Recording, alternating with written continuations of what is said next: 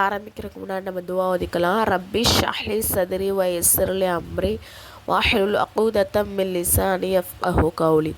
ரப்பி ஸித்னி இல்மா ரப்பி ஸித்னி இல்மா ரப்பி ஸித்னி இல்மா. நம்ம பாடம் பார்க்க போகிறது வந்து நன்னறி, அதாவது சீரா. நப்சல்லா அஸ்லம் அவர்களோட வரலாற்றை தான் என்னது சொல்கிறாங்க, சீரத் அப்படின்னு சொல்கிறாங்க. இப்போ நம்ம ஃபஸ்ட்டு பாட்டில் என்ன பார்த்தோன்னா, அவங்க ரசூலை வந்து ஹிஜ்ரத் பண்ணி மதினாவுக்கு போகிறாங்க, அது வரை பார்த்தோம். இப்போ செகண்ட் பார்ட்டில் என்ன அப்படின்னு சொன்னால், அந்த மதினாவுக்கு வரப்போகிற அந்த செய்தியை வந்து மதினத்து வாசிகள்லாம் கேள்விப்பட்டு என்ன பண்ணுறாங்க, ரொம்ப சந்தோஷமாக அந்த மதினாவோட எல்லை பகுதியில் போய் நின்று அவங்கள வரவேற்கிறதுக்காண்டி சந்தோஷமாக நிற்கிறாங்க. சின்ன பிள்ளைங்களாம் என்ன பண்ணுறாங்கன்னா, வீதியில் வந்து சுற்றிக்கிட்டு பாட்டு பாடிக்கிட்டு இந்த மாதிரி பண்ணுறாங்க. அப்புறம் அவங்களோட வீட்டு முகப்பில் உட்காந்துட்டு அவங்கள வந்து பாடி வந்து, அதாவது கவிதைகள் சரிங்களா, அந்த மாதிரி பாடி அவங்கள வந்து வரவேற்கிறாங்க. அப்போ வந்து அதாவது ரெண்டு பக்கமும் நின்று ரசுல்லா வந்து அந்த ஊருக்குள்ளே வந்து மக்கள்லாம் வரவேற்கிறாங்க. அப்போ வந்து எல்லா மக்களுக்கும் ஆசை இருக்கும் இல்லையா, நபி வந்து நம்மளுடைய வீட்டில் தான் தங்கணும் அப்படின்னு சொல்லிட்டு. அப்போ எல்லோரும் வந்து சண்டை போட்டுக்கிறாங்க, எங்கள் வீட்டில் தான் தங்கணும் அப்படின்னு சொல்லிட்டு. அப்போ ரசுல்லா என்ன சொல்கிறாங்கன்னா, என்னுடைய ஒட்டகம் போய் எங்கே போய் நிற்கிதோ அந்த இடத்துல நான் தங்குவேன் அப்படின்னு சொல்கிறாங்க. அதே மாதிரி அந்த ஒட்டகம் வந்து அபு அய்யூப் அன்சாரி அவங்களுடைய வீட்டு வாசலில் போய் நிற்கிது, ரசுல்லாவும் அங்கே போய் தங்குறாங்க. இந்த பாடத்துடைய கேள்வி வந்து, மக்கத்து வாழ்க்கை மதினத்து வாழ்க்கை என்று எதற்கு கூறப்படும்? மதினாவாசிகள் நமது நபியவர்களை எவ்வாறு வரவேற்றார்னு. மூணாவது கொஸ்டின் வந்து, நபியவர்கள் யார் வீட்டில் தங்கினார்கள்? அடுத்தது ரெண்டாவது பாடம் என்ன அப்படின்னு சொன்னால், முஹாஜிர் அன்சாரிகளின் சகோதர பந்தம். இப்போ வந்து எல்லாருமே ஹிஜ்ரத் பண்ணி என்ன பண்ணுறாங்கன்னா, அதாவது மக்காலேருந்து அவங்களோட வீடு வாசல் சொத்து சுகம் எல்லாத்தையும் விட்டுட்டு ஒன்றுமே இல்லாமல் மார்க்கத்துக்காக என்ன பண்ணுறாங்க, இன்னொரு ஊருக்கு வந்துட்டாங்க. அப்போ அவங்களுக்கு தங்குறதுக்கு இடம், இருக்கிறதுக்கு இடம், அதாவது உடுத்துறதுக்கு ஆடை, இந்த மாதிரி எல்லா விஷயங்களும் அவங்களுக்கு தேவைப்படும் இல்லையா. அப்போ என்ன பண்ணுறாங்க அப்படின்னு சொன்னால், அந்த மதினாவில் உள்ள மக்களை வந்து அதாவது ஹிஜ்ரத் பண்ணி வந்தாங்க இல்லையா, மக்கத்து மக்களை வந்து மதினா மக்களுடைய சகோதரராக ரசூல்லா என்ன பண்ணுறாங்க, ஆக்கி விடுறாங்க. சகோதர பந்தத்தை ஏற்படுத்தி அவங்க வீட்டில் வந்து தங்க வைக்கிறாங்க. அதாவது அன்சாரியோட வீட்டில், அதாவது மதினாவில் இருக்கிறவங்க வீட்டில் வந்து அங்கேருந்து மக்காலேருந்து வந்தாங்க இல்லையா, அவங்கள வந்து தங்க வைக்கிறாங்க. அதாவது மதினாவில் இருக்கிறவங்க அன்சாரிகள், ஓகேவா. ஹிஜ்ரத் பண்ணி வந்தாங்க இல்லையா, மக்காலேருந்து வந்தாங்க இல்லையா, அவங்க யார், முஹாஜிர், விளங்குதா. அப்போ முஹாஜிரை வந்து அன்சாரி வீட்டில் வந்து தங்க வைக்கிறாங்க, அவங்களுக்கிடையே சகோதர பந்தத்தை ஏற்படுத்துகிறாங்க. அதே மாதிரி அவங்களுக்கு என்ன தேவையோ எல்லாமே யார் தான் பார்த்துக்குவாங்க, அன்சாரிகள் தான் பார்த்துக்குவாங்க. அவங்களுக்கு திருமணம் பண்ணி வைக்கிறது, வியாபாரத்தில் பங்கு கொடுக்குறது, இந்த மாதிரி எல்லா விஷயங்களையுமே வந்து அன்சாரிகள் வந்து செய்யக்கூடியவங்களாக இருந்திருக்காங்க.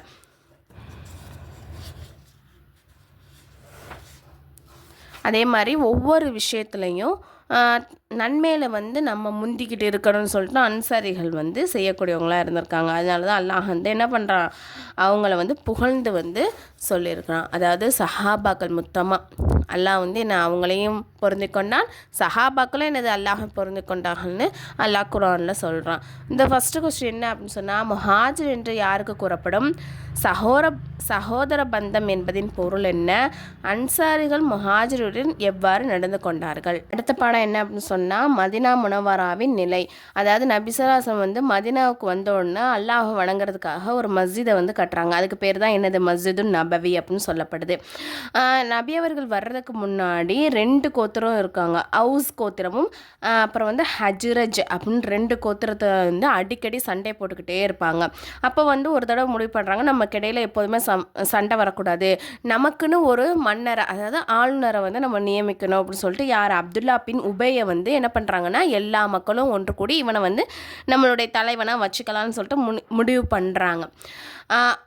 முடிவு பண்ணுற அந்த காலகட்டத்தில் தான் ரசூல்லா என்ன பண்ணுறாங்க, மதினாக்குள்ளே வர்றாங்க. அதனால வந்து அவன் வந்து என்னது, அரசராக முடியலை. ரசூல்லா தான் அதுக்கப்புறம் வந்து எல்லாருக்கும் ஒரு ஹெட்டாக இருக்காங்க.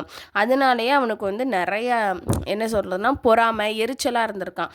அதே மாதிரி யஹூதிகள்கிட்டையும் ரசூல்லா வந்து ஒரு ஒப்பந்தம் பண்ணுறாங்க.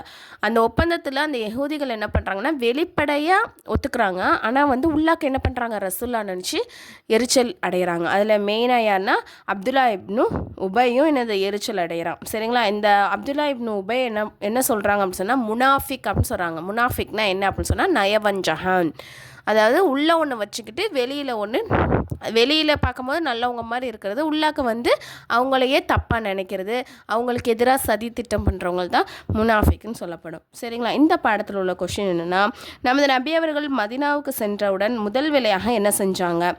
நபி அவர்கள் மதினாவுக்கு வருவதற்கு முன்னாடி மதினாவுடைய நிலை வந்து எவ்வாறு இருந்துச்சு? அப்துல்லா இப்னு உபை என்பவன் யார்? அவன் நபி அவர்களை கண்டு ஏன் வந்து வயிறெறிந்தான் அப்படின்னு கேட்குறாங்க. சரிங்களா?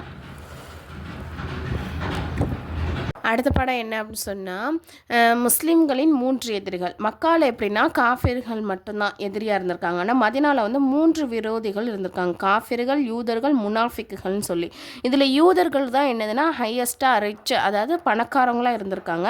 மற்ற அரபியர்களும் அரபியர்கள் என்ன பண்ணியிருக்காங்கன்னா வேலைக்கு கூலி ஆட்களாக இருந்திருக்காங்க. சரிங்களா? அதை யூதர்கள் வந்து என்ன பண்ணியிருக்காங்கன்னா வட்டிக்கு பணம் கொடுத்து வட்டிக்கு பணம் கொடுத்துட்டு அந்த மாதிரி வியாபாரம் வந்து பண்ணிக்கிட்டு இருந்திருக்காங்க. அதே மாதிரி முனாஃபிக்குகள் என்பவர், அதான் நம்ம முன்னாடி சொன்னோம் இல்லையா, முனாஃபிக்குகள்லாம் என்னது, வெளிப்படையில் முஸ்லீம்களுக்கு நல்லது செய்கிற மாதிரி செய்கிறது, ஆனால் உள்ளக்கு என்ன பண்ணுறது, மனசுக்குள்ளே வந்து அவங்க எல்லோரும் ஒன்று கூடிட்டாங்கன்னா ஒரு அதாவது தீங்கு ஏற்படுத்துறதுக்கு ஒரு சூழ்ச்சியை உண்டாக்குறதா முனாஃபிக்குகள். சரிங்களா? அந்த முனாஃபிக்குகள் தலைவனாக யார் இருந்திருக்கா? அப்துல்லா இப்னு உபை தான் வந்து இருந்திருக்கான்.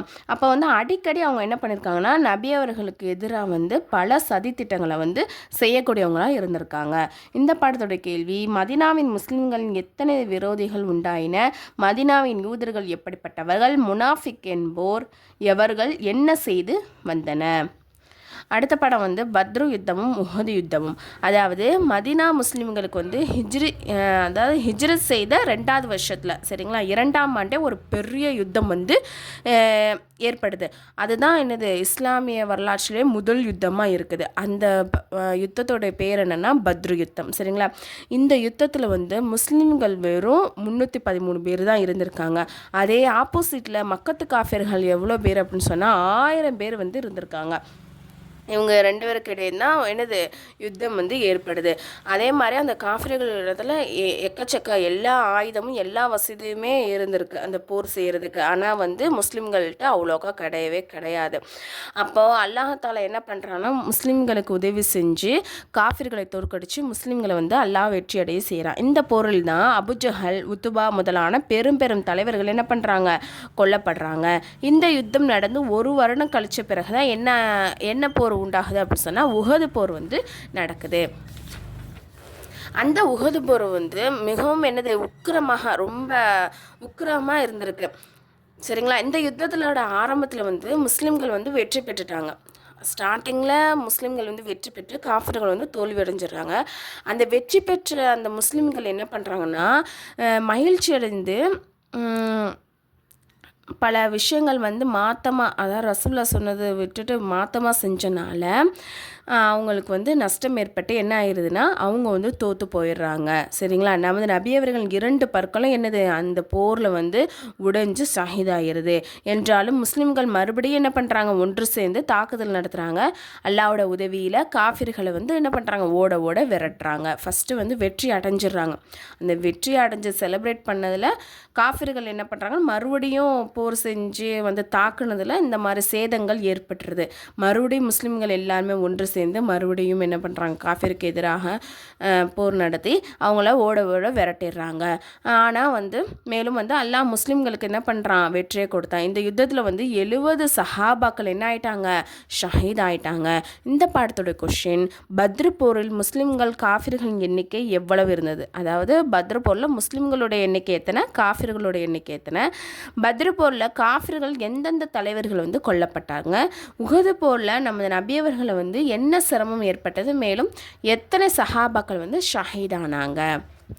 ட்ரீம் முஅல்லமா கோர்ஸ் இதில் வந்து ஜாயின் பண்ணுற விருப்பம் உள்ள ஒன்லி லேடிஸ் மட்டும் கீழே வந்து டெலகிராம் லிங்க் வந்து கொடுத்துருக்கேன். அந்த குரூப்பில் வந்து ஜாயின் பண்ணிக்கோங்க. அதில் வந்து மற்ற டீட்டெயில்ஸ்லாம் இருக்குது.